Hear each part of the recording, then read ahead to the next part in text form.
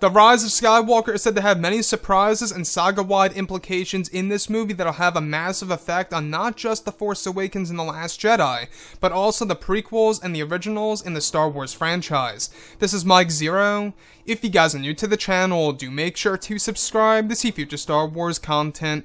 So, one thing about Episode 9 that a lot of fans are really excited about is, of course, exactly how JJ is going to utilize Kylo Ren in the story, and exactly where the character of Kylo Ren is going from start to finish of the plot of Episode 9. Now, these past couple of weeks or so, we've been learning a whole lot more about this film, and when it all comes down to one of the concept art descriptions, this is where things begin to get very intriguing for Episode 9. Now, specifically, a description of one of the opening scenes during the first act of the film, where it's described that Kylo Ren is on a large stage with the First Order flag dropped behind him, where Kylo is said to be making a speech in front of hundreds of red stormtroopers in a massive hangar bay. It's said that the speech involves Kylo Ren talking about the legacy of his grandfather, Darth Vader, in order to encourage his army.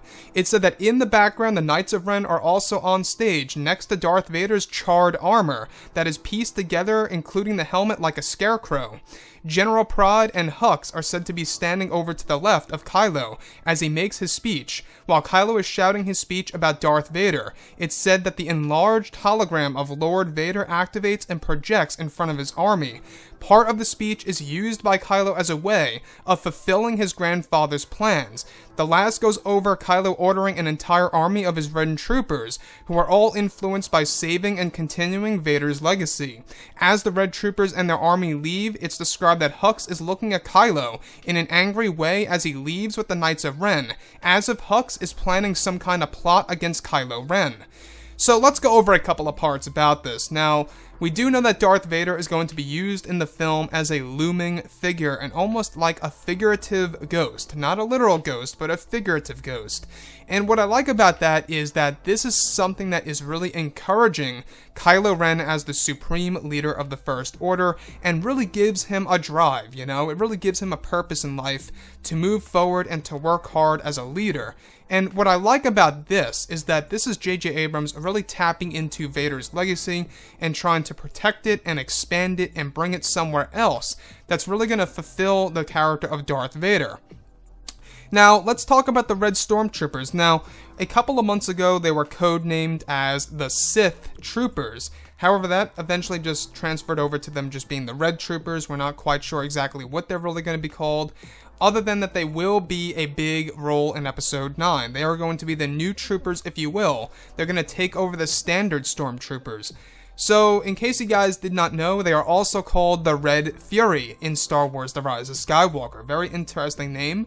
But when we look at Episode 9 here, I also want to go over the Darth Vader hologram that is described to be projected in front of the Red Stormtrooper army that is going to be used by Kylo Ren as a way to inspire them in order to really fulfill Darth Vader's legacy and to continue his legacy and carry that on throughout the entire galaxy. Now, this is where things begin to get very intriguing and almost like it's something out of Revenge of the Sith. Now, in Revenge of the Sith, what was so great about the film is that it was a real cat and mouse type of story, right? We had Palpatine and we had the Jedi. We had the Jedi looking for the Sith Lord that eventually ended up being Palpatine all along.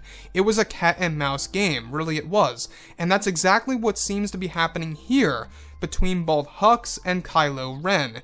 So Hux is planning some kind of plot against Kylo Ren, from what's implied by how he looks at Kylo Ren, from the emotions and the mannerisms on General Hux and his face in Episode 9. We see a great example of this as well toward the very end of The Last Jedi, where Kylo is entering the Rebellion base on Crate.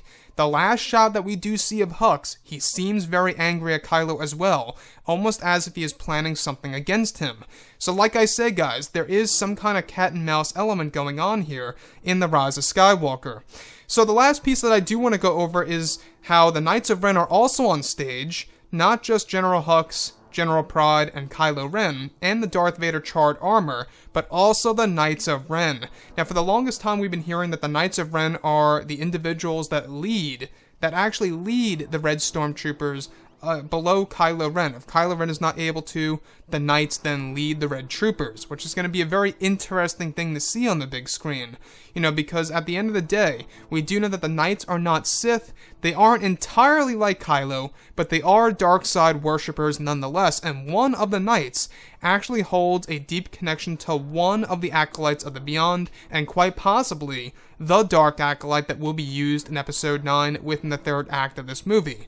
So overall, this opening sequence based within the first act of the film, it almost reminds me something straight out of The Force Awakens when Hux made his speech, except it's almost like a light version of that, where Kylo is not as crazy and is not as angry, but he's making a sophisticated and logical pretty much speech to his followers and to his army.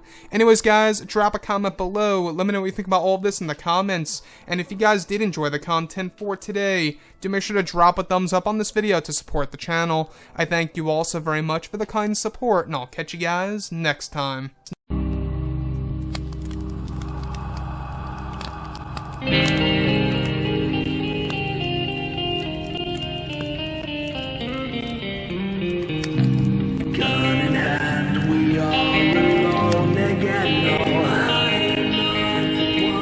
From night to moon, we hear them moans again.